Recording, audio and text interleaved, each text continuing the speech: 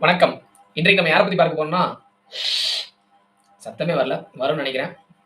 நேற்று தினம் பார்த்தீங்கன்னா, நடிகர் தளபதி அவர்கள் வந்து தீய சக்தி திமுகவும், ஊழல் சக்தி அதிமுகவும் ஆட்சி அமைக்கக்கூடாது. இவங்க 2 பேர் கையிலயும் தமிழகம் சென்று விடக்கூடாது அப்படின்னு நேத்து பேசியிருந்தாரு. அண்ணே படத்தை விட பயங்கரமா இதில நடிக்கிறீங்க. ரொம்ப நல்லா தெரியுது. அண்ணனோடத பத்தி பார்ப்போம். தீய சக்தி திமுக அப்படின்றீங்க. அது வந்து மக்கள் எல்லாத்துக்கும் தெரியும். ஊழல் சக்தி அதிமுகன்றீங்க. ஏன் அண்ணனுக்கு நேத்து தான் தெரியுமா என்ன?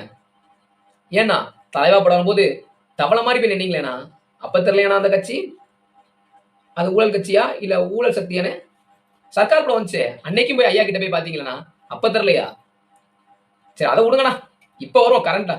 இப்ப வருவோம் 2-3 மாசத்துக்கு முன்னாடி அக்டோபர் மாசம் அக்டோபர் பாதி வரைக்கும் நீங்க போய் ஐயா எடப்பாடி அவர்களை போய் நீங்களும் உங்க ஆள் இருக்காரு ஊழல் செய்யக்கூடாதுன்னு சொல்லலங்க, மக்களை கொல்லாம ஊழல் செய்யுங்கன்னு ஒரு ஆள் சொன்னாரு லாட்ரி. இப்ப எடப்பாடி அவரை போய் சந்திக்கல நீங்க 2 பேரும் போய் அண்ணே நீங்க கொடுங்க தமிழகம் நமக்கு தான். என் பின்னாடி பாருங்க படைபலத்தை பாருங்க. அவர் பின்னாடி பக்கற எல்லாம் குஞ்சுகளா இருக்கு. நம்ம ஆட்சியை பிடிக்கிறோம். நீங்க முதலமைச்சர், நான் துணை முதலமைச்சர்.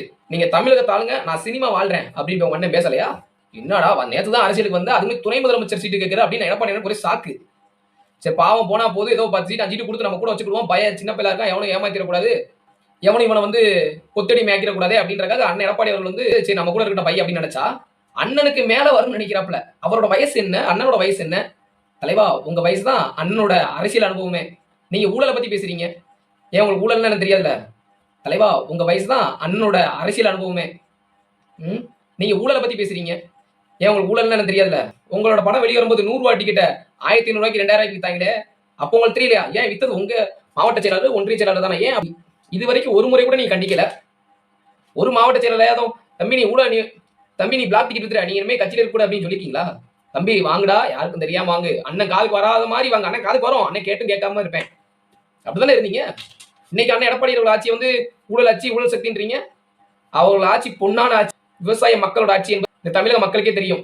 அண்ணனுக்கு பயம் வந்துருச்சு.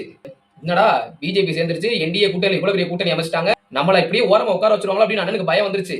சுசானா அப்பயே சொன்னாரே 10 சீட்டு தரேன் 15 சீட்டு தரேன்னாரு, அப்பயே போயிருந்திருக்காமே அப்படின்னு நினைச்சிட்டு இருக்காரு அண்ணன்.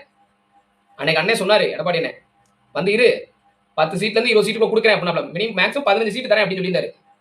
எனக்கு கொடுத்தா 90 சீட்டு தான் வேணும். ஏன்னா என்கிட்ட பாருங்க படை பலத்தை பாருங்க, தமிழகமே என் பின்னாடி தான் இருக்குன்னாரு. சீட்டும் போச்சு. அதான் இன்னைக்கு யோசித்து புலம்புறாரு ஊழல் சக்தி ஊழல் சக்தின்னு. ஆட்சி அதிகாரத்தில் இல்லாதவங்கள நாங்க பேசவே மாட்டோம்னு சொல்லியிருந்தீங்க. இன்னைக்கு அவங்க ஆட்சி அதிகாரத்துல இல்ல, ஆட்சி அதிகாரத்தில் இல்லாதவங்களை பத்தி நீங்க பயப்படுறீங்க. அதுல உள்ள என்டிஏ கூட்டணியை பார்த்து கண்டிப்பாக இந்த முறை அண்ணன் எடப்பாடியார் அவர்கள் நல்லாட்சி அமைப்பாரு. தமிழக மக்களுக்காகவும் விவசாய மக்களுக்காகவும் பல திட்டங்களை கொண்டு வருவாரு. ஏடா ஒரு முறையாவது நீங்க மீட்டிங் போறீங்க, ஒரு முறையாவது நான் மக்களுக்கு இது செய்யறேன், ஒரு கல்வியை பத்தி, ஒரு பொருளாதாரத்தை பத்தி, ஒரு வேலை வாய்ப்பை பத்தி, விவசாயத்தை பத்தி என்னதா பத்தி பேசுறீங்க?